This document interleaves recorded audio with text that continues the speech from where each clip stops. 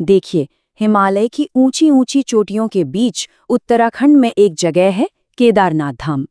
अब ये सिर्फ एक मंदिर नहीं है, नहीं, ये तो आस्था, विज्ञान और कुछ ऐसे अनसुलझे रहस्यों का संगम है जो ना जाने कितनी सदियों से लोगों को हैरान करते आ रहे हैं। तो चलिए, आज हम सब मिलकर इसके कुछ सबसे गहरे, सबसे दिलचस्प रहस्यों में उतरते हैं। सबसे पहला सवाल, और शायद सबसे बड़ा रहस्य, ये मंदिर जो हजारों साल पहले बना था, वो करीब 400 साल तक पूरी तरह से बर्फ में दबा रहा। कोई हल्की फुल्की बर्फबारी नहीं, बल्कि एक छोटा मोटा हिमयुग था वो।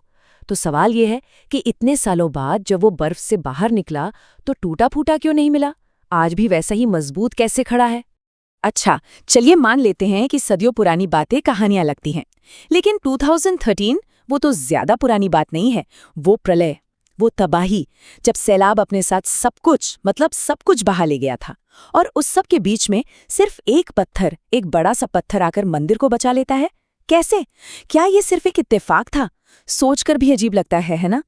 और फिर आता है वो रहस्य जो विज्ञान और आस्था के बीच की लकीर को ही मिटा देता है। एक बंद, वीरान, बर्फीले मंदिर के अंदर 6 महीने तक लगातार एक दिया कैसे जल सकता है?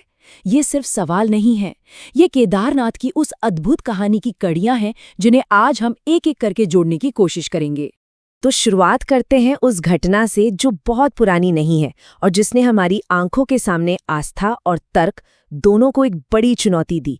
ये कहानी है 2013 की उस भयंकर बाढ़ की और उस एक चमत्कारी पत्थर की। तारीख थी 16 जून 2013 की रात। लगातार हो रही भारी बारिश और ग्लेशियर पिघलने से मंदाकिनी नदी में जैसे प्रलय आ गया था। और ये सिर्फ पानी नहीं था, नहीं, ये तो पत्थरों, मिट्टी और मलबे का एक दानव था जो गरजते हुए सीधा केदारनाथ घाटी और मंदिर की तरफ बढ़ रहा था। इस तबाही की ताकत का अंदाजा बस इसी बात से लगा लीजिए कि सरकारी आंकड़ों के मुताबिक भी इसमें करीब 6000 लोगों ने अपनी जान गंवा दी थी। तबाही बस कुछ ही पल दूर थी।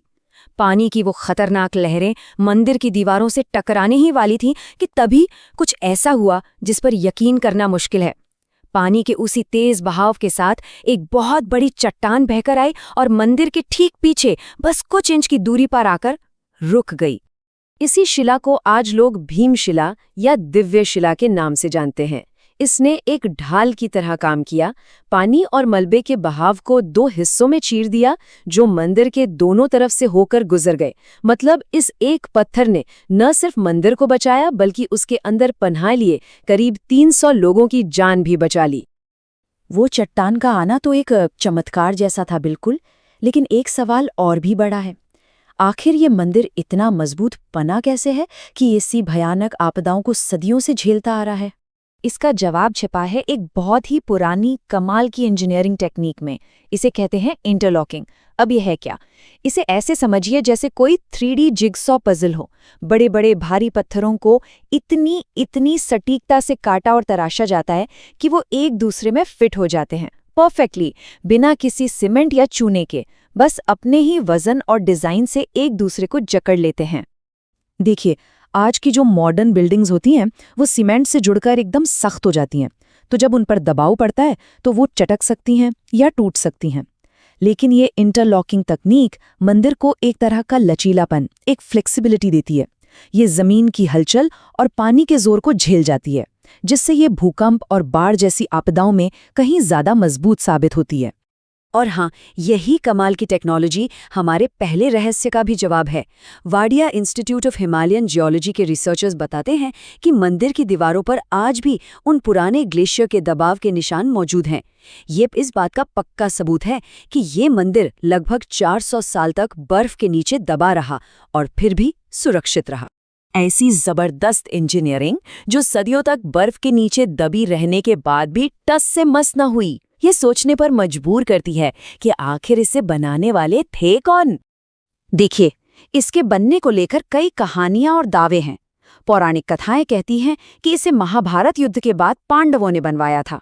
एक और मान्यता है कि इसे नर नारायण ऋषियों की तपस्या के बाद बनाया गया। वहीं अगर हम इतिहास देखें तो पता चलता है कि 8वीं सदी में आदि शंकराचार्य ने इसे फिर से स्थापित किया। और 11वीं सदी के कुछ शिलालेख मालवा के राजा भोज को इसका श्रेय देते हैं। चलिए अब मंदिर की बनावट से थोड़ा आगे बढ़ते हैं और उन अनदेखी, उन ब्रह्मांडीय शक्तियों की बात करते हैं जो इस जगह को और भी ज्यादा रहस्यमयी बना देती हैं। अब एक ऐसे रहस्य पर आते हैं जो नक्शे पर साफ साफ दिखाई देता है, और ये शायद सबसे हैरान करने वाला फैक्ट है।